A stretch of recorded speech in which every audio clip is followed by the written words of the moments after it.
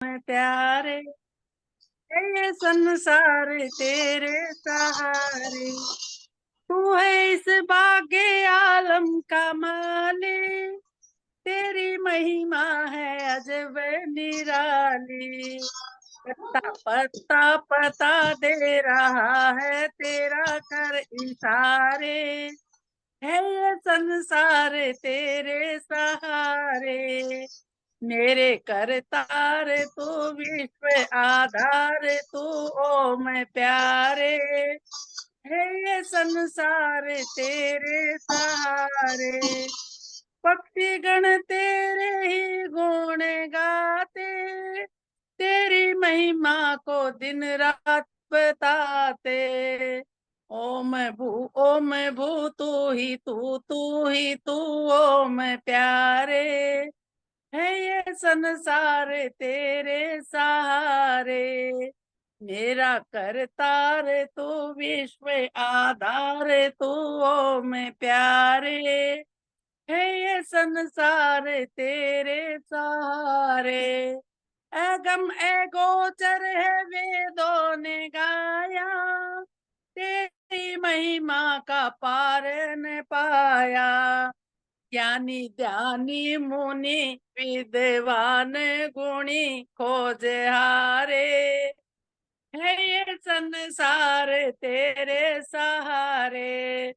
मेरा करतार तू विश्व आधार तू, ओ मैं प्यारे, है ये संसार तेरे सहारे।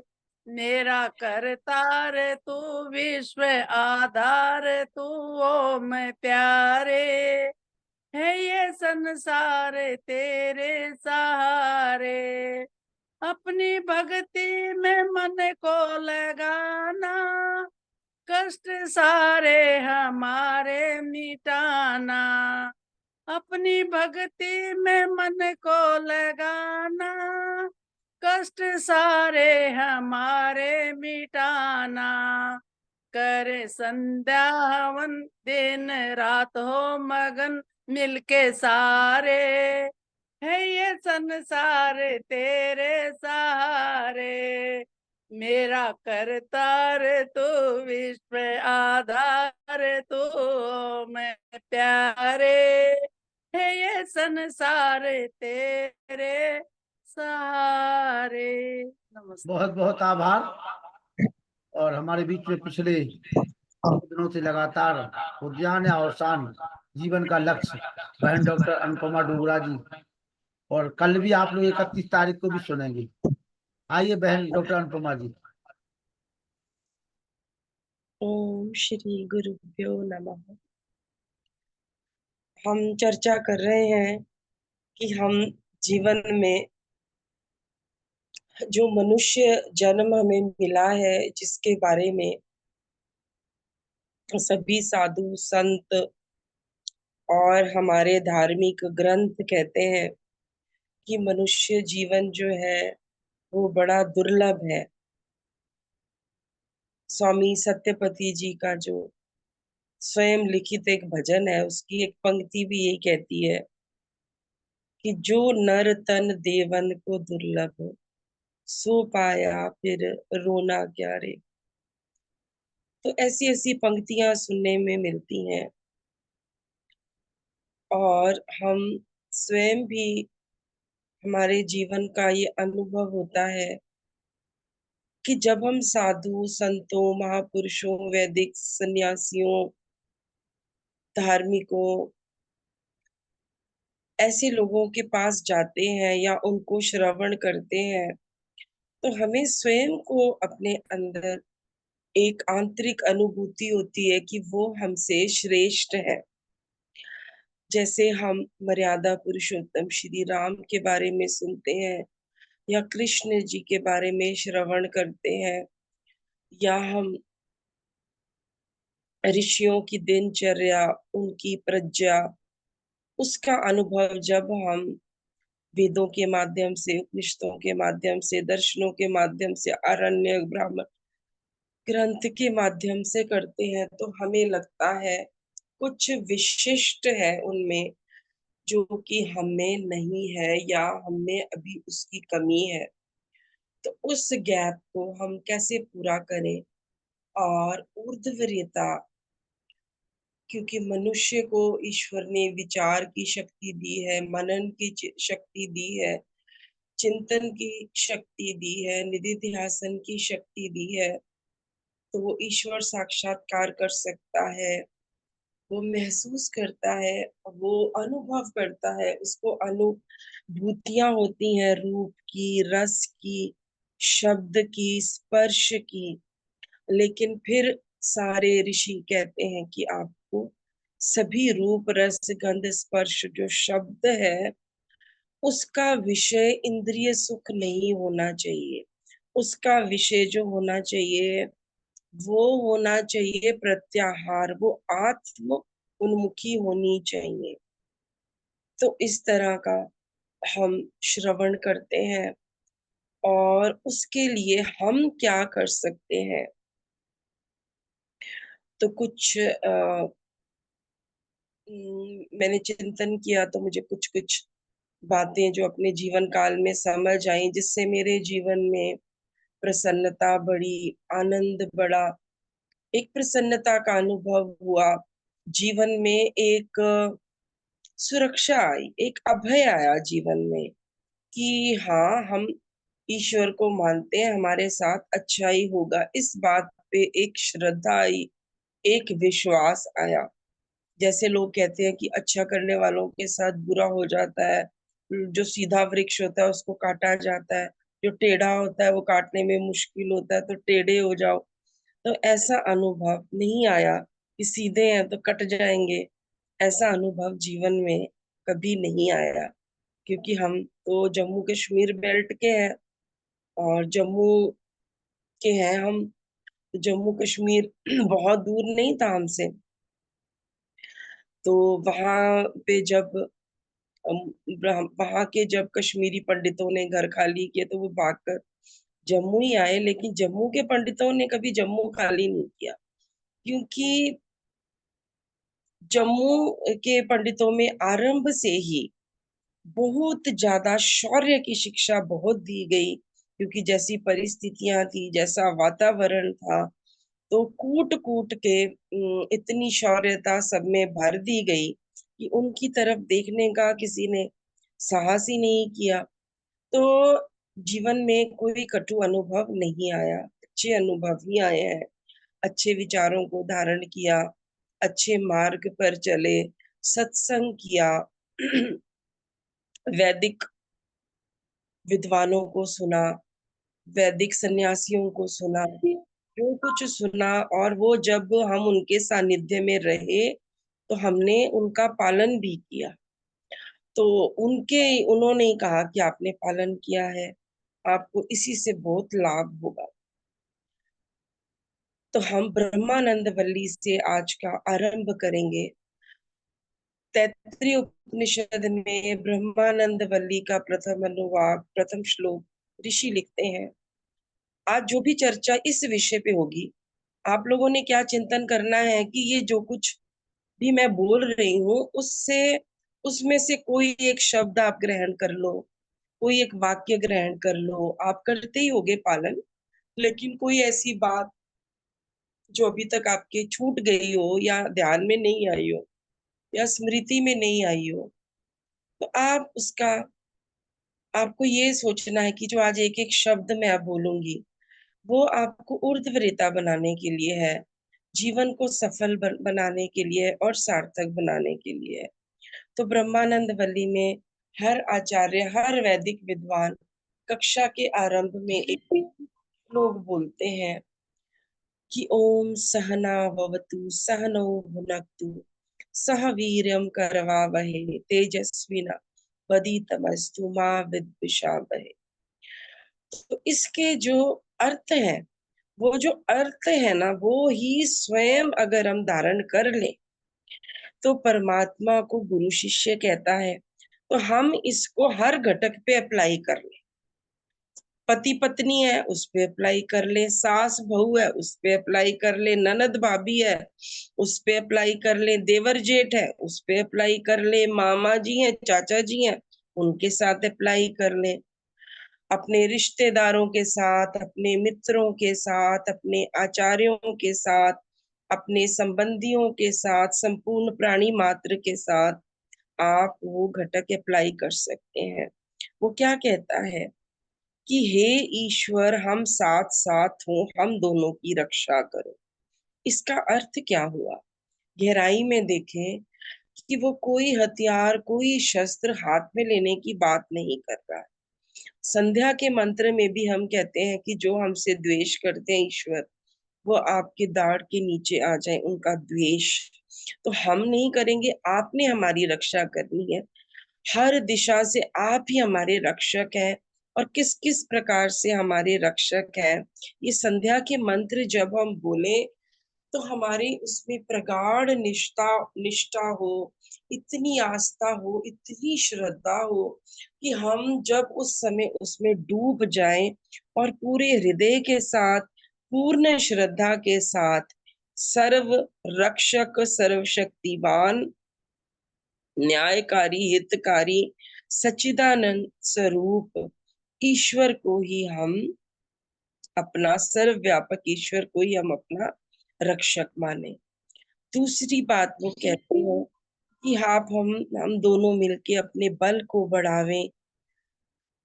बल को बढ़ाना इसलिए नहीं कि हम कमजोरों को दबाएं या उनको पीटें या उनको मारें। हम बल का वर्धन किस लिए करें? ताकि हमारे तेज की वृद्धि हो, हम तेजो युक्त रहें। हम दोनों साथ साथ स्वाध्याय करें, स्वाध्याय हेतु के लिए हमारा बल बढ़े, हमारा तेज बढ़े। हम एक दूसरे से द्वेष ना करें। हमें ये द्वेष ना हो कि वो आगे बढ़ गया, उसको कैसे पीछे करना है। जैसे लोग जमीन जायदाद कहते हैं ना, जर जोरू और जमीन, इसके लिए हत्या कर देते हैं एक दूसरे की। तो इस द्वेष की पराकाष्ठा पे पहुंच जाते हैं। तो हम एक दूसरे का अहित ना करें, द्वेष ना करें, और हम त्रिविध ओम शांति शांति शांति, हम आध्यात्मिक, आदि दैविक और आदि भौतिक शांति को प्राप्त करें। ठीक है। फिर ऋषि पतंजलि कहते हैं तस्य वाचक प्रणवः। तो सबसे पहले ईश्वर के साथ जुड़ना, ईश्वर को अपना रक्षक मानना, और रक्षा अपने हथियार उठाने से पहले अपने मन को इतना तपाना, इतना तपाना कि हमारी जो ऊर्जा है वो ईश्वरीय ऊर्जा के साथ मिल जाए, और ईश्वर जो सर्वव्यापक है, सर्व रक्षक है, सर्व शक्तिवान है, वो हमारी रक्षा के लिए उद्यत हो जाए। अपने को इतना निर्मल, इतना निष्कपट, इतना सरल, इतना आस्थावान बनाना। संध्या के मंत्रों को श्रद्धा से बोलना और उन पे पूर्ण विश्वास करना। ऋषि पतंजलि कहते हैं हम ओम का जाप कैसे करें भावना के लिए। तो जो हम देखते हैं, जो स्थूल है हमारी काया, जिसको हम कॉन्शियस माइंड या कॉन्शियसनेस कहते हैं, वो 1%, और जो हमारा सब कॉन्शियस है वो 99.9% है, जिसको हम कहते हैं अवचेतन मन और अंदर की जो कॉन्शियस। तो उसको भावना में बदलना, उसमें वो भावना अपनी ट्रांसफर कर देनी, अपनी भावना वहां तक चले जानी कि जब हम रात्रि को निद्रा करें तो अवचेतन दिमाग में भी वही आदेश, वही आज्ञा हो जो हमने संध्या के मंत्र में बोली हुई है। ऐसा ना हो संध्या के मंत्र स्थूल रूप से रह जाए और अंदर पहुंचे ही ना। ये हो गया दूसरा पॉइंट। तीसरा पॉइंट है, अगर हम अपने आप को देखें तो हमारे को ईश्वर ने क्या क्या दिया है जिसके प्रति हम कृतज्ञ हैं और हमें धन्यवाद देना चाहिए। तो हमें जो दिखाई पड़ता है प्रत्यक्ष रूप में, न्याय दर्शन को पढ़ते हुए जब 16 पदार्थ की चर्चा आती है, तो ऋषि कहते हैं कि जब तक उसी को दृष्टांत माना जाता है, उसी को उदाहरण माना जाता है, जो कि प्रत्यक्ष के बाद अनुमान हो, जिसका प्रत्यक्ष किया हो वही दृष्टांत बनता है, जो सिद्धांत के ऊपर खड़ा होता है। सिद्धांत मतलब सत्यरित। तो प्रत्यक्ष हमें क्या दिखाई देता है? शरीर दिखाई देता है। तो सांख्य दर्शन में शरीर कैसे बनता है? पहले होती है प्रकृति, सत्व, रजस और तमस। फिर होता है महतत्व, फिर अहंकार, फिर 5 ज्ञानेंद्रियां, 5 कर्मेंद्रियां, सूक्ष्म भूत, 5 तन मात्रा और एक मन, रूप रस गंध स्पर्श शब्द, फिर पृथ्वी जल वायु अग्नि आकाश, 5 महाभूत और फिर शरीर। ऐसे रचना हुई। तो शरीर किससे आया? 5 महाभूत से। 5 महाभूत की विकृति जो है वो शरीर बनी। तो पृथ्वी जल वायु अग्नि आकाश, ये तत्व, ये हमारे तत्व है, घटक है शरीर के। तो आपने श्रवण कभी सुना ही होगा कि प्रथम सुख निरोगी काया। तो हमारा जो शरीर है, सबसे पहले हमें जीवन में, अगर हम आरंभ भी कर रहे हैं अपने जीवन को, तो हमें सबसे पहले अपने शरीर को निरोग रखना है। और अपने शरीर में जो पृथ्वी जलवायु अग्नि तत्व है, इनको एक शांत, जैसे कहते हैं ना, वात पित्त कफ, उसके तीनों बैलेंस्ड है, तीनों सम अवस्था में है, कोई ज्यादा बड़ा नहीं है, कोई ज्यादा घटा नहीं है। तो आज पृथ्वी जल वायु अग्नि आकाश, अगर हम शरीर को देखें तो यहाँ से हम ट्रेवल करते हैं, फिर कहाँ जाते हैं? फिर हम जाते हैं अपने मन और बुद्धि तक, और मन बुद्धि के बाद हम आत्मा तक पहुंचते, आत्मा के बाद बुद्धि, बुद्धि के बाद मन, मन के बाद शरीर। तो ये 4 घटक हमारे भूत हमें बनाने में, हमारे निर्माण में बहुत एक उपयोगी है। और इन्हीं को अगर हम समझ जाएं तो हम कभी भी अपनी हानि नहीं कर सकते। तो पहला तत्व हम डिस्कस करें, पृथ्वी तत्व। पृथ्वी तत्व हमारा शांत रहे, अच्छा रहे, उसके लिए हमें क्या करना चाहिए? पृथ्वी तत्व जो होता है वो बुद्धि की स्थिरता और स्थित प्रज्ञता का सूचक होता है। हमारी बुद्धि स्थित प्रज्ञ रहे। स्थित प्रज्ञ बुद्धि को अगर मैं मोटे रूप से कहूं, वैसे तो गीता में इसका बहुत अच्छा विश्लेषण है, फिर कभी चर्चा करेंगे। अगर मैं मोटा मोटा कहूं तो स्थित प्रज्ञता मतलब होती है ईश्वर में अगाध श्रद्धा। स्थित प्रज्ञता, प्रज्ञा स्थित हो गई है वहां पे। और योगी वाले गुण जो है उसमें स्थित, मतलब योगी जो है वो स्थिर रहता है, कैसी भी परिस्थिति हो, वो सुखों में भी दुखों को ढूंढ के, सुखों में भी एकदम स्थिर रहता है, और उसका ध्यान ईश्वर की तरफ ही रहता है। तो अब बुद्धि जो है, बुद्धि स्थित प्रज्ञ हो, वो किस पे डिपेंडेंट है? वो मन पे डिपेंडेंट है। ऋषि पतंजलि ने इसलिए मन के ऊपर सारा योग दर्शन लिखा। तो बुद्धि तो स्थित प्रज्ञ होगी जब मन उसको वैसे संकेत भेजेगा। और आत्मा जो है हमारी, जिसको हम कहते हैं शुद्ध है, बुद्ध है, सारा बोध आत्मा में ही है। तो आत्मा कैसे हमारी, हम आत्मवान कैसे होंगे, हमारा आत्मबल कैसे बड़ा होगा, हम कैसे शौर्य और धैर्य को धारण करेंगे, हम कैसे बनेंगे, उसके लिए हमारी बुद्धि स्थित प्रज्ञ होनी चाहिए, प्रज्ञा के स्तर पर पहुंची होनी चाहिए, और स्थित होनी चाहिए, एक जगह स्थिर होनी चाहिए। भटकती हुई बुद्धि, भ्रष्ट बुद्धि नहीं होनी चाहिए।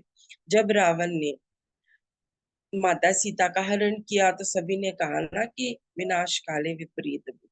प्रीत के विपरीत चली गई, ईश्वर की प्रीत के विपरीत चली गई। ऐसी बुद्धि विनाश काल को आमंत्रण करती है, भ्रष्ट बुद्धि हो जाती है। तो मन के लिए, अब मन के लिए ऋषि पतंजलि ने क्या क्या सूत्र दिए।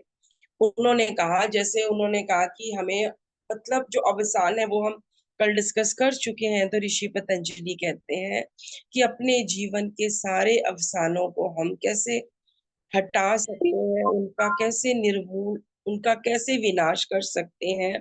तो उसके लिए ऋषि पतंजलि ने कहा कि तत्प्रतिषेधार्थम एक तत्व अभ्यासा, तत्प्रतिषेधार्थम एक तत्व अभ्यासा, कि हमें अपने सारे जीवन के अवसान, सारे कष्ट, सारे दुख, सारे क्या कहते हैं, दुर्गुण, सारे दुरित, हम उसका नाश, उनको समूल रूप से, जड़ से, सारे कुसंस्कार, कुविचार जड़ से अगर हमें मिटाने हैं, तो हमें एक तत्व ईश्वर का पुनः पुनः अभ्यास और उपासना करनी पड़ेगी। तो हम संध्या में कर ही रहे हैं उपासना।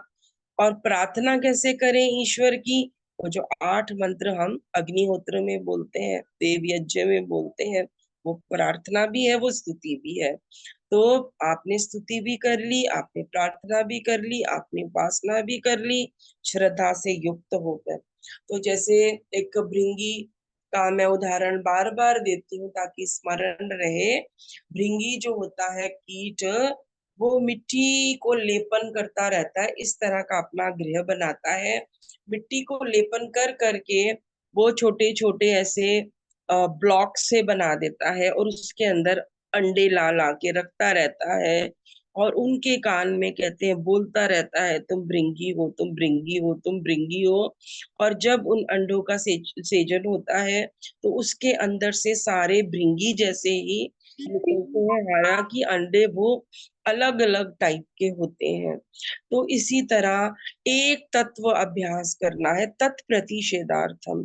तो हमें ईश्वर की स्तुति करनी, अभ्यास कैसे करना है?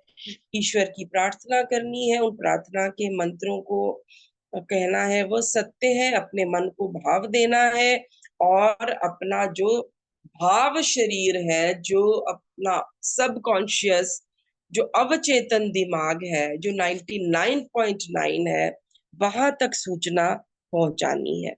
दूसरा हमें क्या करना है? सत्संग करना है। ये बहुत महत्वपूर्ण। जैसे लोग किसी भी दुष्ट को, दुर्बुद्धि को घर में घुसा के कहते हैं हमें उस पे दया आ गई, हमें उस पे दया आ गई। एक भिखारी बैठा है, शराब भी पी रहा है, सिगरेट भी पी रहा है, वो धूता है, लेकिन आपने उसको खाने के पैसे दे दिया, आपको दया आ गई। नहीं, सारे शास्त्र एक शब्द बोलते हैं, सत्संग करना चाहिए। सत चरित्र लोगों का चरित्र देखो, वो अग्निहोत्र करते हैं, उनकी वाणी कैसी है, उनका चरित्र कैसा है और उनका आचरण कैसा है, क्या हम उनके साथ बैठ के हमें सहज प्रसन्नता लगती है? क्या हम ऐसे लोगों पे विश्वास कर सकते हैं? क्या हम अपनी घर की स्त्रियों, बहुओं, बेटियों को उनके संग छोड़ सकते हैं? क्या वो ऐसे हैं? ऐसे ही व्यक्तियों का हमें संग करना चाहिए और बहुत ही कठोरता, बहुत ही एक निर्णयात्मक बुद्धि से हमें दुष्ट लोगों का संग तुरंत के तुरंत छोड़ना चाहिए। ऋषि पतंजलि फिर एक सूत्र देते हैं, मैत्री करुणा मुदितोपेक्षा नाम सुख दुख पुण्य अपुण्य विषयानाम भावना चित्त प्रसादनम। चित्त का प्रसाद क्या है? चित्त की प्रसन्नता कैसी है? हम मैत्री किससे करें? जो मुदित लोग होते हैं। मुदित का मतलब होता है जिनके अंदर स्व प्रसन्नता और आनंद का स्फुरण होता है। स्फुरण, मुदित, एकदम कहते हैं मुदित है, एकदम स्फुरण होता है उसका, प्रसन्नता का, आनंद का। ऐसे लोगों से मैत्री करनी चाहिए। मित्र के पास गए, मित्र दुखी दुखी दुखी दुखी दुखी दुखी, आप उसके साथ 1 घंटा बैठ आए तो 1 घंटे इतने सारे दुख आप साथ लेकर आए। ठीक है, फिर वही दिमाग में चलता रहा। फिर घर वालों से डिस्कस किया, उनको भी दुख बांट दिया, तो एक दुख की लहर पूरे वायुमंडल वातावरण में फैला। तो करुणा करनी है उनके प्रति और उनकी सहायता कर देनी है, करुणा करनी है, लेकिन मित्रता नहीं करनी। मित्रता किससे करनी है? मुदित लोगों से, खुशहाल लोगों से, जिनको देख के लगे कि ये प्रसन्न है। उपेक्षा किसकी करनी है? दुष्टों की, जो अपुण्यवान होते हैं, जो पुण्य नहीं करते हैं, उनकी उपेक्षा करनी है।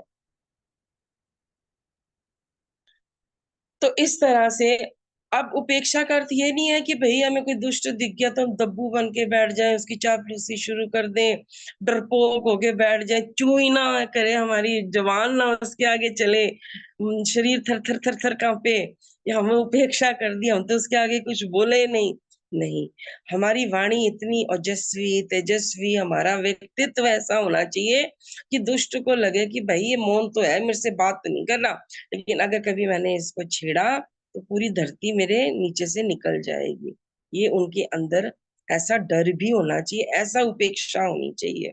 ऐसे नहीं कि मरी मरी सी उपेक्षा हो, नहीं। हम अग्निहोत्र के बाद हाथ में घृत और जल लेकर उसको हाथ में घर्षण करके बोलते हैं ना, ओम तेजोसी तेजोमयी देहि, ओम वीर्यमसि वीर्यमयी देहि, ओम बलमसि बलमयी देहि, ओम ओजोसी ओजोमयी देहि, ओम मन्युरसि मन्युर्मयी देहि, ओम सहोसी सहोमयी देहि। तो हमारे अंदर क्या होना चाहिए, उपेक्षा कैसी होनी चाहिए, तेजो में हमारे अंदर तेज बढ़ना चाहिए, हमारे अंदर वीर्य होना चाहिए, उत्साह बल होना चाहिए, ओज होना चाहिए, मन्यु भी होना चाहिए ऐसे लोगों के प्रति। हम क्यों मांसाहारियों को अपने जीवन में शरण दें, हम ईसाइयों को अपने जीवन में क्यों कोई जगह जरा सी भी जगह दें, हम मुसलमानों के प्रति शुरू से जो आक्रांता रहे हैं, धर्म संस्कृति के विनाशक रहे हैं, हम उनके प्रति मानवाधिकार के नाम पर एक एक मतलब क्या कहते हैं, वो कहते हैं ना सुई की नोक के बराबर, तो दुर्योधन के शब्द थे, पर हमारे भी शब्द ऐसे होने चाहिए भी इनको सुई सुई क्या बाल की नोक के बराबर भी इनको अपने जीवन में कोई जगह ना दे, इनसे कोई व्यवहार ना रखे और अपने तेज और बल को बढ़ाए। फिर प्रच्छर्दन विधारणाभ्याम व प्राणस्य प्राणायाम करें, श्वास को बाहर छोड़े, नासिका छिद्रों से बाहर रोक के रखें। तो ऋषि पतंजलि ने प्राणायाम जो बताए हुए हैं, उन्होंने बाह्य अभ्यंतर स्तंभ वृत्ति, बाह्य अभ्यंतर विक्षाक्षेपी बताए हैं। तो जो मैंने विद्वानों से सुना, अभ्यंतर अंदर श्वास करके अंदर रोक लेना, इससे भी चित्त प्रसन्न होता है। फिर उसके बाद बाहर रोकना बाह्य से, पेट को पीछे खींच लेना, मल मूत्र द्वार को ऊपर संकुचन कर लेना, उससे भी हमारा चित्त प्रसन्न होता है। शरीर में कई तरह की विकृतियों का नाश होता है। स्तंभ वृत्ति जो होती है, सांस को पहले बाहर छोड़ के फिर बाहर धकेलना, अंदर है तो अंदर धकेलना, फिर उसके बाद जस का तस वहीं रोक लेना, ये है। और एक पूज्य स्वामी रामदेव जी जो 7 प्राणायाम बताते हैं, प्रथम है भस्त्रिका, लंबा सांस लेना लंबा छोड़ना, दूसरा है कपालभाति, लगातार नासिका स्फुटों से श्वास को बाहर धक्का मारना, केवल श्वास को धक्का मारना है, नाक को नहीं धक्का मारना साथ में, या शरीर को नहीं धक्का मारना, कपालभाति। तीसरा है बाह्य, मल और मूत्र द्वार को संकुचन करके बाहर श्वास को छोड़ के पेट को पूरा पिचका के और इस तरह से बैठ जाना, ये बाह्य प्राणायाम। फिर अग्निसार, इसी तरह से बैठ के पेट को आगे पीछे हिलाना। उसके बाद अनुलोम विलोम, बाएं से लेना दाएं से छोड़ना, और दाएं से लेना बाएं से छोड़ना, और जब अंत करो तो बाएं से ही छोड़ना, बाएं से लिया है बाएं से ही छोड़ना, अनुलोम विलोम। तो स्वामी जी बताते हैं कि भाई कपाल भारती से पेट के जितने रोग है समाप्त हो जाते हैं, अनुलोम विलोम से मस्तिष्क के सारे रोग समाप्त हो जाते हैं। तो उसके बाद आपने क्या करना है, भ्रामरी करना है, अपने ब्रेन में ऐसे बैठ के और ऐसे गुंजन करना है ओम का, पूरी एक एक नस को वाइब्रेट कर देना है, और उसके बाद आपने उद्गीत कहना है ओम। तो इसके अभूतपूर्व हमें लाभ होते हैं। ये हो गए प्राणायाम हो गए, और वो पतंजलि वाले भी आप 4 उसमें जोड़ लीजिए, 7 8 9 10 11 आपके पास प्राणायाम हो गए, तो कम से कम 22 बार तो इसको करना ही चाहिए। उसके बाद आता है विषयवती व प्रवृत्ति उत्पन्ना मनस स्थिति निबंधनी, विषयवती व प्रवृत्ति उत्पन्ना मनस स्थिति निबंधनी। हम ऐसे रूप को देखें जिससे हमारा मन प्रसन्न हो, इसका रूप देखें, श्री राम का रूप देखें, भगवान श्री कृष्ण का रूप याद करें, कैसा रूप रहा होगा, गुणों से भरा हुआ। चमड़ी का रूप नहीं देखना चाहिए, चमड़ी नहीं देखनी चाहिए। अष्टवक्र जब जनक की सभा में गए थे, तो 8 जगह से उनके अंग टेढ़े थे, तो अंदर घुसते ही उन्होंने क्या कहा, उसको हंस पड़े। तो जनक जब वो हंस पड़े विद्वान, फिर उसके बाद अष्टवक्र हंसे, तो उन्होंने पूछा जनक जी ने कि आप क्यों हंसे? तो अष्टावक्र ने कहा कि भाई मैं तो सोच के आया था विद्वानों की सभा है, लेकिन यहाँ तो क्या है, चमारों की सभा है जो चमड़ी को देख रहे हैं। चमड़ी को नहीं देखना चाहिए आपको, हमेशा किसको देखना चाहिए? आपको हमेशा देखना चाहिए व्यक्ति के गुण, ऐसा रूप देखना चाहिए। रस को मतलब रूप रस गंध स्पर्श शब्द विषयों वाली जो अनुभूति होनी चाहिए ना, चित्त को प्रसन्नता देने वाली होनी चाहिए। रस कैसे हमें पीना चाहिए? रस का कोई पान करें तो जैसे हमें अच्छे अच्छे फलों का रस का पान करना चाहिए, उनका रस। और जीवन में भी कहते हैं कि रस होता है, तो जीवन का रस किससे है? अग्निहोत्र से है। जीवन का रस संध्या उपासना से है। जीवन का रस किसी को सहायता करने से है। जीवन का रस किसी को क्षमा करने से है। जीवन का रस अपने उदार, हमारे घर में कोई आए तो उसको लगे भी इस बहन जी के घर आए हैं, तो ऐसा नहीं है भी हम भोजन भी कर सकते हैं, शयन भी कर सकते हैं, हमें सब कुछ मिलेगा। और अपने घर में केवल धार्मिकों को जगह दें, धर्म प्रेमियों को जगह दें, और ऐसे लोगों के साथ बहुत उदार हो, बहुत उदार मना हो, उनको लगे कि हम अपने मित्र भाई बहन के घर आए हैं। तो रूप रस, फिर गंध कैसी हो? कहते हैं ना गंधवती पृथ्वी, पृथ्वी की गंध ही पुष्पों में आती है। तो गंध कैसे लें? सुबह सुबह पुष्पों के पास जाए, उनकी अच्छी गंध लें, ईश्वर रचित गंध लें, परफ्यूम्स और ये सब आदि ना छिड़के, कृत्रिम गंध ना लें। रूप रस गंध स्पर्श, स्पर्श हमें कैसा होना चाहिए? हमारा ममतामयी होना चाहिए, करुणामयी होना चाहिए, और वासना रहित स्पर्श होना चाहिए। किसी को भी हम स्पर्श करें वासना रहित होना चाहिए। और उसके बाद शब्द कैसे बोलें? तो मेरे से पहले आदरणीय भ्राता जी कह रहे थे हमें पढ़ाते हो, हमारे शब्द कैसे हो? सत्य हो पर मीठे हो। हम अपने आचरण द्वारा सत्य बोले, तो कहते हैं ना सत्य आचरण कर, सदा सत्य बोलो, सत्यमेव जयते। तो ऐसे शब्द बोले तो उसकी जो अनुभूति है ना, मन की स्थिति को बांधती है। फिर विशोकावा ज्योतिषमती, शोक रहित प्रसन्नता, प्रकाश वाली प्रवृत्ति। मतलब एक व्यक्ति है ना, वो एक व्यक्ति कहते हैं नाली का कीड़ा नाली से निकालो तो नाली में चला जाता। अगर आप मांसाहारियों को, शराबियों को, ये मुसलमान किसी को भी ले आओ, उसको जितना मर्जी आप पोषित करो, वो जिहाद करेगा ही करेगा। ये उनका अंदर वृत्ति है, उसकी प्रवृत्ति है, आप उसको नहीं रोक सकते। तो ऐसे लोगों के साथ नहीं, जो शोक रहित प्रसन्नता वाले, मुदिता वाले, जैसे भगवान श्री कृष्ण थे, हमेशा मुस्कुराते रहना, मधुर मुस्कान, प्रकृति के साथ सामंजस्य, गोवर्धन पर्वत हुई, बांसुरी हुई, जैसे वो गयूं को चराने जाते थे, बांसुरी बजाते थे, और गयूं के दुग्ध पान जो होता बहुत ज्यादा आता था। जैसे अग्निहोत्र का हवन कुंड अगर आप वृक्षों के पास रख दो, उसके बाद और उसकी सुगंध पूरे घर में आप फैलाओ, तो उसके अंदर कोई दिव्य अष्टि या मेधा अष्टि जो पतंजलि की मिलती हैं, वो डालो उसके अंदर घी में मिला के, तो घर में एक प्रसन्नता का वातावरण होता है। खिले हुए मन से, खिले हुए हृदय से किसी का स्वागत करो। आपकी प्रकाश वाली प्रवृत्ति होनी चाहिए। अच्छी बातों को ग्रहण करने के लिए बहुत प्रसन्नता होनी चाहिए। ये नहीं हो भी हमें ही निकालने हैं अपने घर से भगत सिंह, हमें अपने घर से योगी निकालने हैं, भी हम ही रह गए हैं, इस तरह के वाक्य नहीं मन में भी आने चाहिए। उसके बाद वीतराग विषयम वा चित्तम, जो वीतरागी होते हैं, जो क्षमा कीजिएगा, जो राग और द्वेष से रहित होते हैं, वीतरागी हो गए, जैसे महर्षि दयानंद हो गए, गुरु विरजानंद हो गए, इनके चित्र लगाकर इनके चरित्र पढ़ो। विरजानंद के पास उन्होंने अपने गुरु को लौंग अर्पण किए थे, तो गुरु ने कहा था नहीं तुम भारत की स्थिति को संभालो, फिर उनको अष्टाध्यायी पढ़ाई होगी, फिर उनको कैसे ऋषि बनाया होगा। तो ऐसी ऐसी चीजों वाली जब आप चिंतन करोगे, तो वीतराग जो विषय, जो वीतरागी हैं, उनके चरित्र का आलंबन करके भी आप अपने मन को, मन अच्छा होगा ना, तो कहते हैं ना मन चंगा तो कटौती में गंगा, गंगा को सबसे पवित्र माना जाता है ना नदियों में। तो मन चंगा होगा तो बुद्धि स्थित प्रज्ञ होगी। उसके ये पृथ्वी तत्व के लिए है ये सारी स्थिरता, इससे हमारा पृथ्वी तत्व शरीर का ठीक हो। फिर आ जाता है जल तत्व। 75% या 74.02% हमारे शरीर जो है वो जल से बना हुआ है। वो कहते हैं ना कि जो कुछ ब्रह्मांड में है यथा ब्रह्मांड तथा पिंडे, यथा ब्रह्मांडे तथा पिंडे, है ना। तो वो जो कुछ ब्रह्मांड में है वो हमारे पिंड में है। जैसे पृथ्वी घिरी हुई है जल से, इसी तरह हमारा शरीर जो है उसमें 75%, 74.0%, 2% जल है। तो जल तत्व को कैसे हम ठीक करें? तो जो हमारी ये सबसे छोटी उंगली है ना, ये जल तत्व का प्रतिनिधित्व करती है। अगर हम इसको दबाएं तो हमारे मूत्र संबंधी सभी रोग ठीक होते हैं।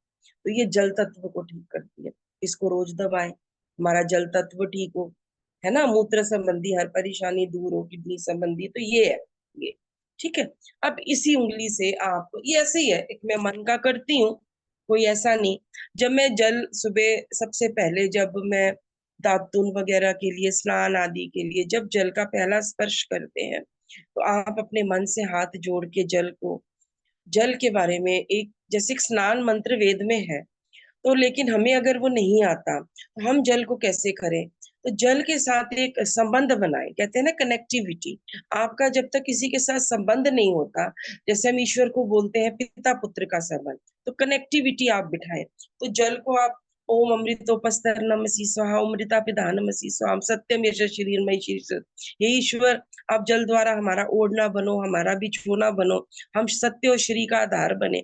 इसी मंत्र से आप जल तत्व ठीक कर सकते हो। अपने जल में अपनी कनिष्ठ उंगली से ओम लिख सकते हो, फिर उस जल से स्नान करो, ओम का स्मरण करो, उसके आगे हाथ जोड़ो, और उसके बाद जो जल है वो हमारी स्मृति को तेज करता है, हमारी स्मृति तेज होती है, उसको धन्यवाद करें। और जल तत्व में जो वैज्ञानिकों ने एक्सपेरिमेंट किया है कि 2 जल के पात्र रख दिए और एक जल के पात्र को दिन रात गालियां और दूषित शब्द कहे, और एक जल के पात्र को कहा कि तुम बहुत सुंदर हो, तुम बहुत व्यवस्थित हो, तुम अति सुंदर हो। तो जो जिसको प्रेम वाले शब्द कहते, वो जल जो है ना वो व्यवस्थित हो जाता है। से एक के बाद दूसरे 2 ब्लॉक, 2 के बाद 3, 3 के बाद 4, 4 के बाद 5। और इधर जो जल को ऐसे शब्द कहे गए थे, वो जल सारा, उसके परमाणु हिले हुए थे, कोई कहीं कोई कहीं कोई कहीं कोई कहीं कोई कहीं, और उसमें काले काले काले काले स्पॉट्स बन गए थे। मतलब उसके अंदर विकार उत्पन्न हो गए थे, गंदगी उत्पन्न हो रही थी उसके अंदर, ब्लॉक्स बन रहे थे, जिसको हम कहते हैं ना कैंसर हो गया। तो क्या है, लिविंग सेल्स डेड हो गए, लिविंग सेल्स ने आशा ही छोड़ दी जीने की अंदर, तो वो डेड हो गए, उनकी अव्यवस्थित हो गए, तो कैंसर बन गया। तो इस तरह से हम जल को व्यवस्थित करें, हमारी स्मृति होती है। बहुत धन्यवाद, कृतज्ञता से जल। उसके बाद कहते हैं तस्य सप्तदा प्रांत भूमि प्रज्ञा, जो हमारी 7 लेयर्स होती है ना बॉडी की। तो जब हम नदियों में स्नान करते हैं तो नदी का जल विराट होता है, विस्तार होता है, उसमें पशु भी करते हैं, तो विराट होता है। नदी कितनों की प्यास बुझाती है, कितने लोगों को तृप्त करती है, और विद्युत का कारण बनती है। तो नदियों में स्नान करने की प्रथा क्यों है? कि हम जल उस जैसे विराट बने, हमारा जल तत्व। समुद्र गहरा होता है और उसमें सारा जल एकत्रित होता है, और समुद्र से जब जल भाप बन के ऊपर जाता है तो पर्जन्य बनता है, पर्जन्य से ही अन्न बनता है, और अन्न जो है, अन्नात् भवति भूतानि, अन्न से हमारा भूत शरीर बनता है। तो पर्जन्य है ना हिरण्यकश्यप। फिर पर्जन्य काले बादल में क्या होता है? जल होता है। तो पृथ्वी की जो माँ है वो जल है, जल से निकली है पृथ्वी, और पृथ्वी के पिता क्या है? सूर्य है। सूर्य पालन करता है, पोषण करता है। तो ये है। तो उसके बाद फिर हम जल को जल सेंचन करते हैं अग्निहोत्र के आसपास, तब भी हम जल को बहुत श्रद्धा पूर्वक सेंचन करें। फिर आ जाता है वायु तत्व। तो वायु तत्व जो है वो सूर्य और दूसरे ग्रहों से नहीं टकराता वायु के कारण। वायु हमारे श्वास में, प्राणायाम में होती है, उसको हम डिस्कस कर चुके हैं। फिर प्राणिक ऊर्जा जो वायु में है वो हमारे शरीर में वायु होती है। फिर हम कहते हैं स्पर्शवती वायु। तो जो भी हमें अच्छे स्पर्श मिल रहे हैं ना, सूर्य की किरणों की जो तपती किरणें हमें स्पर्श करती हैं, या वायु स्पर्श करती है, या जल स्पर्श करता है, वो वायु ही उसके कण खींच के लाती है। क्योंकि ऋषि कनाद कहते हैं परमाणु विद्या में कि स्पर्शवती वायु, वो स्पर्शवती है। तो वायु, तो तो वायु ये हमारी इस तरह से ठीक हुई कि वायु को हम इस तरह से दृष्टि से देखें कि वायु ना होती तो सारे ग्रह आपस में टकरा के चूर चूर हो जाते। वायु स्पर्शवती है, वायु को प्रणाम करें। अग्निहोत्र द्वारा, आपको तो पता ही है, वातावरण को हम शुद्ध करते हैं, वायुमंडल को शुद्ध करते हैं, ये हमारा कर्तव्य है। उसके बाद अग्नि। अग्नि के 3 अर्थ माने जाते हैं, जो गोद में ले ले, जो ऊपर उठाती हो, और जो सारे क्लेशों को भस्म करती है। तो हम अग्नि के 3 मंत्र बोलते हैं ना, जब अग्नि आज्ञा ध्यान मंत्र बोलते हैं, वो मंत्र हम पूरी श्रद्धा से बोले। उन्हीं मंत्रों में कहा गया है कि हम आपकी तरह ऊपर की तरफ उठने वाले हों। ओम उद्बुद्ध स्वाग्नि प्रति जागृहित मिष्टा बोलते हैं ना, तब उसके आगे हाथ जोड़े, वो प्रार्थना है कि हम अग्नि से कह रहे हैं कि हम आपकी तरह ऊपर की तरफ उठने वाले बने। तो अग्नि हमारे अंदर कौन सी है? जठर अग्नि है। जठर अग्नि को कैसे शांत करें? ईर्ष्या, द्वेष, क्रोध, काम, क्रोध, लोभ, मोह, अहंकार, ये सारी अग्नियां हैं। ईर्ष्या अग्नि है, द्वेष अग्नि है, मत्सर, मोह, ये सारी अग्नियां हैं। तो इन अग्नियों को हम ऐसे शांत कर सकते हैं। तो किससे कर सकते हैं हम अग्नि को शांत? हम अग्नि को शांत इसलिए कर सकते हैं कि हम इन विकारों को अपने शरीर से दूर कर दे, तो अग्नि की सेवा हो जाएगी। ये देवता है। अब कहते हैं ना, वो 33 करोड़, पुराने कहते हैं देवता है, 33 करोड़ है या कितने भी करोड़ होंगे, लेकिन कम से कम हमारे साथ तो 5 देवता रहेंगे। 5 देवता तो हम रख ही सकते हैं। तो इस तरह से हम अग्नि तत्व को हमें पवित्र करती है, सारे भस्म करती है हमारे विकार। उसके बाद जठर अग्नि में वात पित्त, उसको सम रखें, अच्छा आहार खाएं। और जैसे वो कहते थे ना, अभी होलिका जल गई और प्रहलाद बच गए। होलिका किस में जली? होलिका अपनी नफरत में जली, होलिका अपनी घृणा में जली, होलिका द्वेष में जली, होलिका ईर्ष्या में जली, होलिका ऐसे जली। तो उसमें वो जल गई, और वो कहते हैं ना, उसके शरीर की अग्नि ठंडी पड़ गई, वो मृत पाया जाता है। क्या ठंडा पड़ गया? अभी शरीर ठंडा पड़ गया। अग्नि हमारी इतनी महत्वपूर्ण है। तो उसके बाद शब्द है। शब्द बड़ा महत्वपूर्ण है, आकाश तत्व को प्रतीक है। तो शब्द आकाश में जा रहा है, वो कहीं भी मरता नहीं है, वो आकाश में जाके फिर आपसे ही टकराएगा। अगर आपने, मुझे याद है एक सन्यासी हो गए, तो उनको गालियां पड़ी एक दिन बड़ी। तो उन्होंने मुझे कहा, वो बड़े शांत रहे, तो उन्होंने बाद में कहा कि बहन जी, मैं बचपन में ये गालियां बहुत देता था लोगों को, तो आज जो मैंने किया ना, वही ब्रह्मांड ने मुझे ना गोल गोल लौटा के मेरी तरफ फायर हो गया आज। तो ऐसे सोच लो, आपने कभी किसी को गाली दी होगी, किसी का उपहास किया होगा, आप तक ईश्वर, क्योंकि गोल है ना धरती हमारी, गोल गोल घूम के हमारे तक ही फायर हो जाएगा। तो शब्द कैसा होना चाहिए? सत्य, मीठा, मधुर, तपा हुआ अनुभव, किसी का हितकारी होना चाहिए, कल्याणकारी होना चाहिए, कि मेरे मुझे शब्द है ना, वो इसका हित कर दे। और निष्काम होना चाहिए, वासना रहित होना चाहिए, कुटिल कपटी छली शब्द नहीं होने चाहिए। शब्द की शुद्धि, ओम खम ब्रह्म हम कहते हैं ना, तो शब्द की शुद्धि हमारे आकाश तत्व को पवित्र करती है। और उसके बाद आहार है आपका, शुद्ध सात्विक होना चाहिए, शाकाहारी होना चाहिए, उतना ही होना चाहिए जितनी तन की भूख मिट जाए। निद्रा आपकी 6-7 घंटे की होनी चाहिए। कोई गलत शब्द, गलत लड़ाई, गलत ऐसे अपमान ना किसी का करो। ऐसे घर में कुछ आपकी बात नहीं मान रहे हैं, तो आप अपना जीवन देखो, वो अपने आप, सबको अपने जीवन का पता है, सब अपना जीवन खुद संभाल लेंगे। निद्रा सुंदर होनी चाहिए, ब्रह्मचर्य होना चाहिए, माने केवल ब्रह्म हो। आपके मन में एक, मैंने कहा था ना, मन एक समय में एक ही कार्य करता है, तो एक समय में एक कार्य केवल ब्रह्म चिंतन, ईश्वर चिंतन। ईश्वर मुझे देख रहा है, सुन रहा है, जान रहा है, अब मैं क्या करूं? मौन करें, मौन ऐसा करें कि सारा दिन चपड़ चपड़, अब ये बात याद आ गई, अब ये बात याद आ गई, अब उस पड़ोसी से मिलके, वो भाई साहब मिले थे, ये बात हुई, फिर वो बहन जी मिली थी, ये बात हुई, आज फोन आया, फिर ये बात हुई, अच्छा मैं बाहर जा रही हूँ, फिर ये बात हुई, एक बार मेरे साथ ये हुआ था। तो ये कैसी श्रृंखला है भाई, अंतहीन। तो उस क्षण जो बात हो रही है ना, बस उसी क्षण उस बात का जवाब। अपनी अतीत खींच के ना लाए, ना भविष्य खींच के लाए, क्षण क्षण बात करें। तो मौन करें, एकांत करें, एकांत में अपना आत्मनिरीक्षण करें। रोजड़ में ना 1 घंटा आत्मनिरीक्षण करवा, 1 घंटा अपना आत्मनिरीक्षण करें, एकांत रहें, और शरीर, मन, बुद्धि, आत्मा, इन सबको शुद्ध रखें, पवित्र रखें। धन्यवाद। बहुत बहुत आभार। आइए आचार्य प्रेम प्रकाश शास्त्री जी।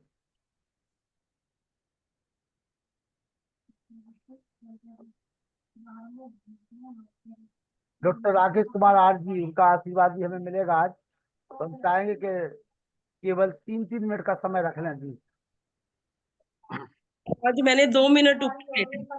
आपकी नहीं क्या, आपकी नहीं क्या। मैंने 2 मिनट ऊपर ले लिए, देख रही थी 37 है। वही बात है। आइए आचार्य प्रेम प्रकाश शास्त्री जी। ओ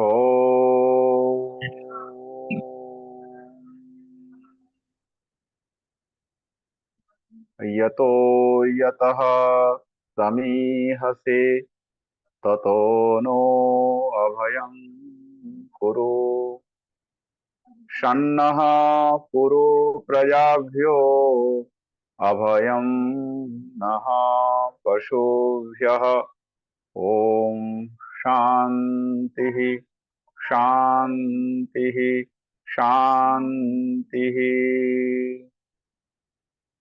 भारत को समझो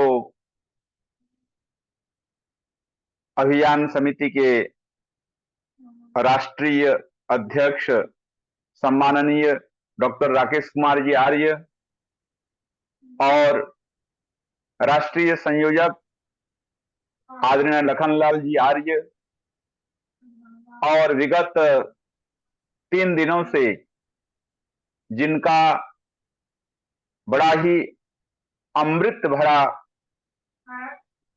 वेदोपदेश सुन रहे हैं और हम सब लाभान्वित हो रहे हैं,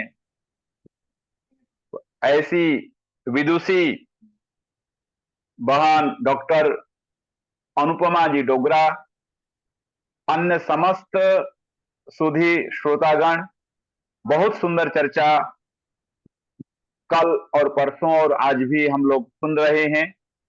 और डॉक्टर अनुपमा जी का समझाने का तरीका अनुपम है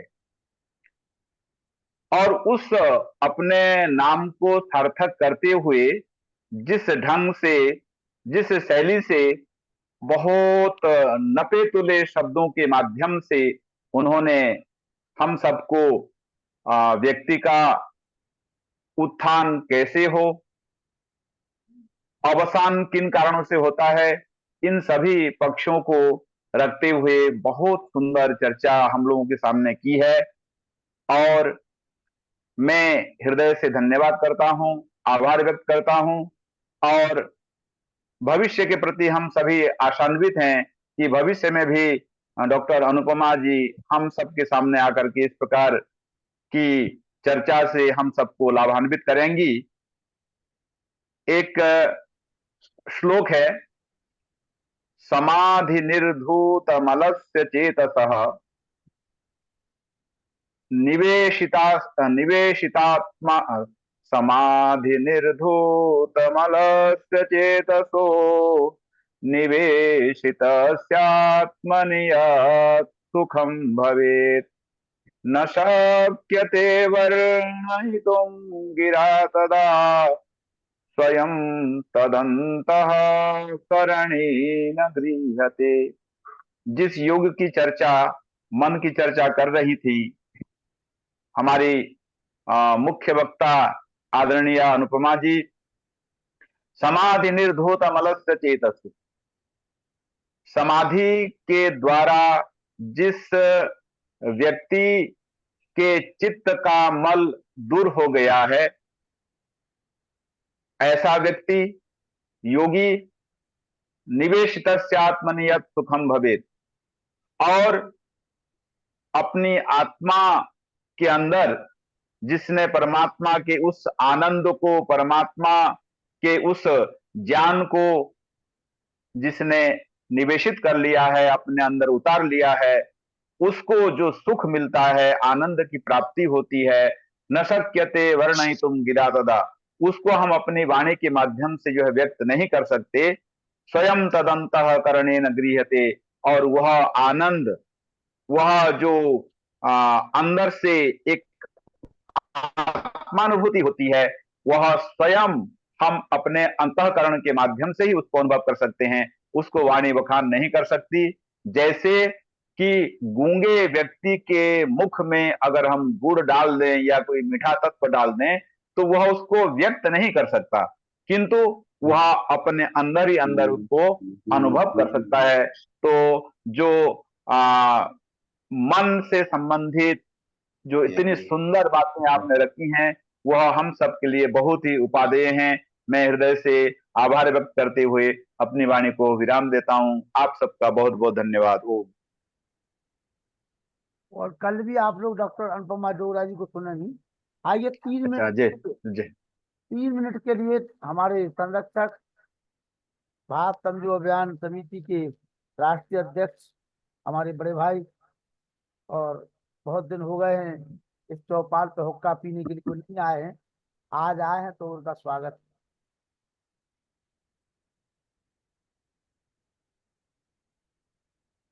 मेरे से पूर्व में वक्ता रहे श्रद्धेय प्रेम प्रकाश शास्त्री जी, परम आदरणीय बहन जी डॉक्टर अनुपम डोगरा जी, जिनका ये पूरा मंच, जिनकी मधुर वाणी का रसास्वादन ले रहा है। कल भी मैंने थोड़ी देर के लिए सुना था, लेकिन कहीं बाहर था। आज सुनने का सौभाग्य प्राप्त हुआ। परम आदरणीय डॉक्टर व्यासचंद्र शास्त्री जी, आदरणीय वेद प्रकाश शर्मा जी, आदर और सम्मान के योग प्रेम सचदेवा जी, और हमारे संयोजक महोदय जो मालाओं को बहुत सुंदर ढंग से मोतियों को पिरो पिरो कर बनाते हैं, और सुंदर से सुंदर एक से एक बढ़कर विद्वान को या विदुषी को यहाँ बुलाकर हम सबका जीवन धन्य करते हैं। परम आदरणीय लखनलाल आर्य जी, बड़ी सुंदर और उत्तम चर्चा चल रही थी। ये शास्त्री जी ने उसकी सूक्ष्म विवेचना समीक्षात्मक दृष्टिकोण से की है। जीवन जो भी शुभ कर्मों के आधार पर मनुष्य जीवन हमको मिलता है, यदि उसमें ये चर्चा ना हो तो और कौन से जीवन में हो सकती है।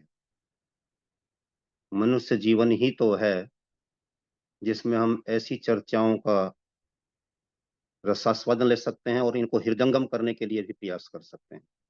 बाकी सारी भोग्योनियां हैं। संसार में केवल एक वैदिक संस्कृति ही ऐसी है जिसने मानव का लक्ष्य निर्धारित किया, मोक्ष प्राप्ति। इस दृष्टिकोण से भी हम सौभाग्यशाली हैं। मनुष्य हुए इस दृष्टिकोण से तो सौभाग्यशाली हैं ही, लेकिन मनुष्य होकर के भी हम वैदिक संस्कृति में जन्मे पले और भी सौभाग्यशाली, और उससे भी बड़े सौभाग्यशाली इस बात को लेकर के हैं कि हम ऐसे परिवेश में, ऐसे घर में पैदा हो गए। यहां भी आकर के पाखंडियों में पैदा हो सकते थे। जिन परिवारों में इस प्रकार की चर्चाएं हमने बचपन से सुनी हो, तो वो कितने अधिक सौभाग्यशाली हो सकते हैं। और जब भीतर छुपा हुआ संस्कार इस प्रकार का होता है, तभी ये पवित्र और ऊंची चर्चाएं मन को भाती हैं, मन को अच्छी लगती हैं।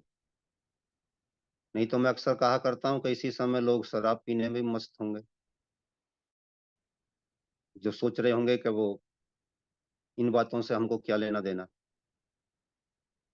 और वो आपको कह रहे होंगे कि ये कुछ पाखंडी लोग, बेकार के लोग आ बैठे समय बर्बाद करने के लिए। लेकिन जिनके भीतर ललक है, जो मुमुक्षु हैं, वो इस चर्चा में सम्मिलित होते हैं और इसको अपने लिए आनंददायक मानते हैं। और जो मुमूर्षु हैं, जिन्हें मरने की इच्छा है और मरने के ही काम करते रहते हैं, वो इस समय भी दूसरे कामों में लगे। तो मैं अधिक न कहते हुए, जो भी चीजें हम देख रहे हैं, सुन रहे हैं, समझ रहे हैं, इन चर्चाओं को हृदयंगम करें, जीवन को और पवित्र बनाने की ओर अग्रसर हों। लेकिन जीवन को आध्यात्मिक चर्चाएं कई बार निकम्मा भी बना देती हैं, पलायनवादी बना देती हैं। संसार के तामझाम से, संसार के लोगों के प्रति हमारे अपने कर्तव्यों से, राष्ट्र के प्रति हमारे समर्पण से कई बार हमको रोक भी दिया करती हैं। मुझे इससे क्या लेना देना, मुझे तो केवल आत्म कल्याण की बात पर केंद्रित रहना चाहिए।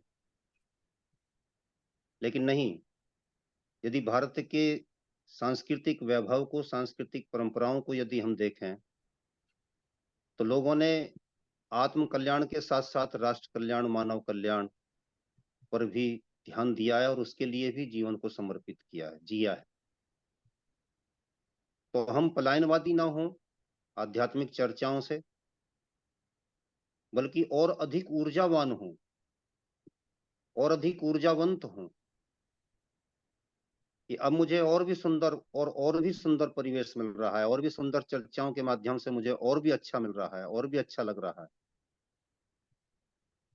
तो मैं अब इस अच्छे को उस और भी अति श्रेष्ठ के साथ समन्वित कर दूं, जोड़ दूं, जिससे मेरे साथ अनेक जीवों का कल्याण। स्वामी दयानंद जी महाराज 18-18 घंटे की समाधि लगाने के उपरांत भी संसार के कल्याण के लिए लगे रहे। तो जिनके हम शिष्य हैं, यदि वो 18 घंटे की समाधि लेकर के भी संसार के कल्याण के लिए रत रह सकते हैं, तो हम क्यों नहीं रह सकते? तो कभी आध्यात्मिक चर्चाओं को जीवन के निराशाजनक पक्ष की ओर ले जाने का हम प्रयास न करें, तभी इनकी सार्थकता और उपयोगिता सिद्ध होती है। तो मैं अधिक समय न लेते हुए बहन जी का एक बार और हृदय से अभिनंदन करता हूँ, सारे मंच को हृदय से नमन करता हूँ। धन्यवाद। ओम शम। आइए 3 मिनट डॉक्टर व्यासानंद शास्त्री जी। ओम स्वस्ति पंथामनुचरेम सूर्य चंद्रमसा विव पुनर्ददता घ्नता जानता संगमे महि। ओम शांति शांति शांति। आज की मुख्य वक्त्री आदरणीय आचार्य अनुपमा जी और भारत को समझो अभियान के सम्माननीय अध्यक्ष, राष्ट्रीय अध्यक्ष एवं प्रसिद्ध इतिहास लेखक आदरणीय डॉक्टर राकेश कुमार आर्य जी, हमारे आदरणीय डॉक्टर प्रेम प्रकाश जी शास्त्री, कार्यक्रम के सम्मानित संयोजक मित्र और पंडित लखनलाल जी आर्य, और इसके साथ ही साथ प्रोफेसर वेद प्रकाश जी शर्मा एवं अन्य सभी विद्वत वृंद, मातृशक्ति एवं देवियों। बड़ा ही सुंदर विचार अभी हम लोग श्रवण कर रहे थे। जीवन के लक्ष्य, जीवन के उद्देश्य और जीवन में कौन कौन सी आत्म कल्याण की बातों को हम ग्रहण करें, उसमें मुख्य रूप से अनुपमा जी ने हम लोगों को आकृष्ट किया है कि आप अपने जीवन में मधुरता को लाएं, और जीवन में यदि मधुरम व्यवहार हो, मधुर स्वभाव हो, मधुर वाणी हो, सत्य को भी कहना हो तो कटु वचन से न करते हुए मधुर वाणी का प्रयोग करते हुए कहें तो और अच्छा लगेगा। ऐसी उन्होंने अपनी बात रखी है। निसंदेह सत्यम ब्रूयात प्रियम ब्रूयात न ब्रूयात सत्यम अप्रियम, इस प्रकार की घोषणा नीतिज्ञ करते रहे हैं। निसंदेह सत्य हमेशा प्रिय होना चाहिए और प्रिय ही होता है। प्रिय उस भाव में कहिए कि सत्य साहित्य से जब जुड़ता है, सत्य जब हृदय की भावना से जुड़ता है तो वह हमेशा मधुर ही होता है। लेकिन जब वह कंठ में आकर के बस करके केवल सत्योच्चारण किया जाए तो कभी तो वह कटु भी हो सकता है। लेकिन जब भावनाएं उसके साथ जुड़ी हों, मित्र भावना जुड़ी हो, सम्मान की भावना जुड़ी हो और साथ ही साथ मानवता की भावना जुड़ी हो, सबसे नैतिक मूल्य की भावना जुड़ी हो, तो वाणी चाह करके भी हम कटु रूप में नहीं बोल सकते। इसलिए इन भावनाओं को ध्यान करते हुए ही हमें जीवन में मधुर स्वभाव का होना चाहिए, तभी हमारा व्यक्तित्व निखरेगा और हमारा नैतिक विकास होगा, हमारी नैतिक उन्नति होगी। और जीवन के अंदर जो पुरुषार्थ चतुष्टय, जिसके अंदर धर्म, अर्थ, काम और मोक्ष की चर्चा आई है, वह हमारा सिद्धि की ओर प्रवृत्त होगा। इसलिए आवश्यकता है कि हम अपने जीवन के अंदर इन पुरुषार्थों को धारण करने के लिए सक्षम बने। और नित्य दिन संध्योपासना में जो हम लोग बोलते हैं, हे ईश्वर दयानिधे भवत कृपया अनेन जपोपासनादि कर्मणा धर्मार्थ काम मोक्षाणाम सद्यः सिद्धिर्भवेन्न। निसंदेह जब व्यक्ति आस्तिक होता है, ईश्वर के प्रति अपने को समर्पित रखता है, उसके अंदर समर्पण की भावना है, तो समर्पण की भावना ही व्यक्ति को मधुर बना सकता है और बना देता है। इसलिए योग दर्शन के अंदर जो ईश्वर परिधान विषय दिया गया है, इसी लक्ष्य को लेकर के दिया है कि हमारे अंदर समर्पण की भावना जगे। और जब व्यक्ति समर्पित होकर के कोई कार्य करता है तो उसके अंदर माधुर्य स्वभाव स्वतः आ जाता है, उसको करने की जरूरत नहीं पड़ती। जब व्यक्ति अपने आप में किसी कार्य के प्रति निष्ठावान लग जाता है, किसी कार्य के प्रति श्रद्धा से उमड़ जाता है, और श्रद्धा जब सत्य से युक्त होती है, तो फिर उसके अंदर माधुर्य स्वभाव और माधुर्य गुण स्वतः प्रकट होने लगते हैं। और वाणी कटु नहीं निकल सकती, हमेशा मधुरता का संदेश देने वाली होती है। और यही कारण है कि महर्षि दिव्यदयानंद जी का कठिन से कठिन समय में भी मधुर स्वभाव उनके लिए होता था, जो उनके दुश्मन भी होते। जिस देने वाले को भी उन्हें कभी दंड देने की बात नहीं कही थी, कहा कि नहीं, छोड़ दो, क्योंकि ये नहीं जानते हैं क्या करना चाहिए, क्या नहीं करना चाहिए, और मैं दुनिया को मुक्त करने के लिए चला हूं, तुम क्यों बंदी इसे बनाते। ये जो मधुर वाणी का स्वभाव था, अपने आप में बड़ा ही हम सबों के लिए पथ प्रदर्शन का कार्य आज भी कर रहा है। इन वाणियों को, इन शब्दों को, जो ऋषि की वाणी होती है, वो हमेशा संक्षिप्त होती है और मधुर होती है, साथ ही सर्व कल्याण के लिए होती है। इन भावनाओं को लक्षित करके डॉक्टर अनुपमा जी ने बहुत ही सुंदर ढंग से विगत 3 दिनों से जो बातें रखी हैं, हम लोगों के लिए उपादेय हैं, ग्रहणीय हैं। निसंदेह हम अनुकरणीय आदर्श को प्रस्तुत करते हुए अपने जीवन को इन पुरुषार्थों से युक्त करें और जीवन को माधुर्यता का व्यवहार में लिप्त कर, तभी हमारा जीवन प्रशस्त होगा। इन्हीं शब्दों के साथ बहुत बहुत धन्यवाद एवं आभार। ओम शांति शांति शांति।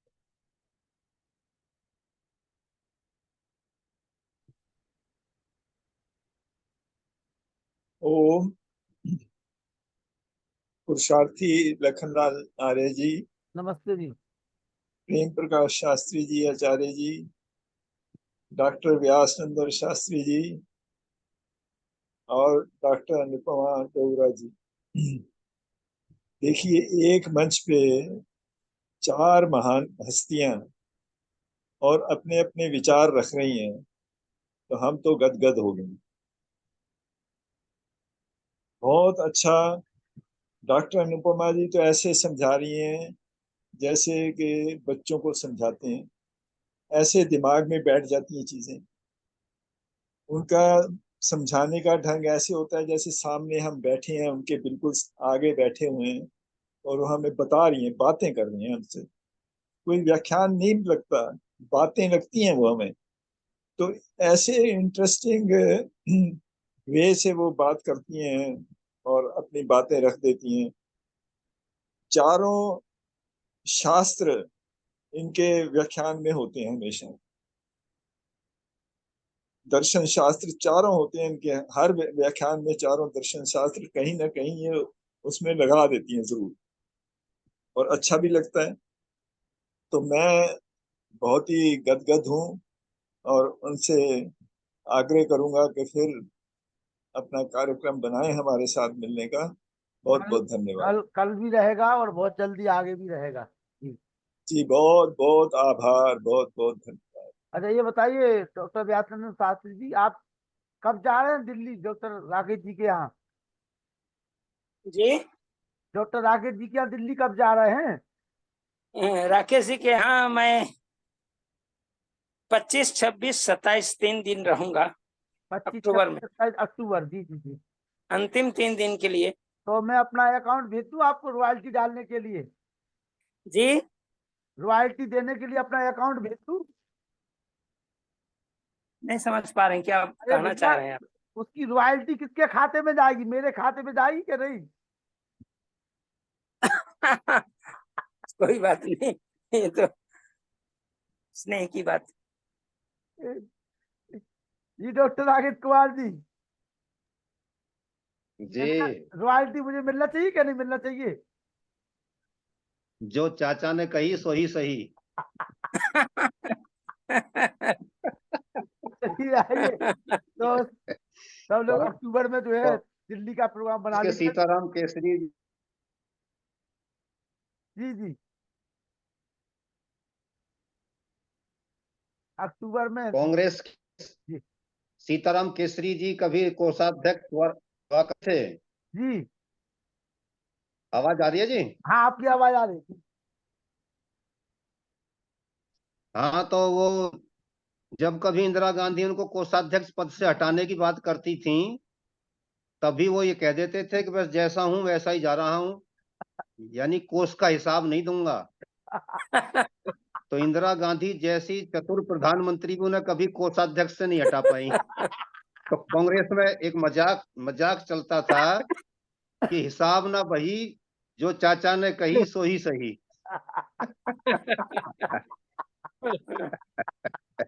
तो भाई साहब ठीक है, जो आपने कह दिया सो ही सही है। लेकिन आचार्य आचार्य श्री ने हमको 3 दिन का समय दिया है और उनका हृदय से अभिनंदन करते हैं। अब भी 27, 28 पूरे 25, 26 और 27 अक्टूबर का आपका मार्गदर्शन सानिध्य हमको प्राप्त होगा।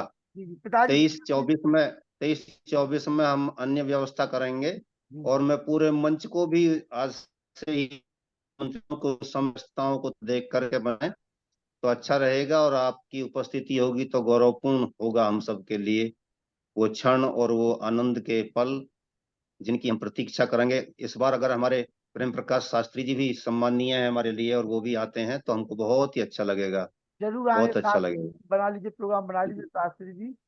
जी मैं बहुत बहुत आभार व्यक्त करता हूं।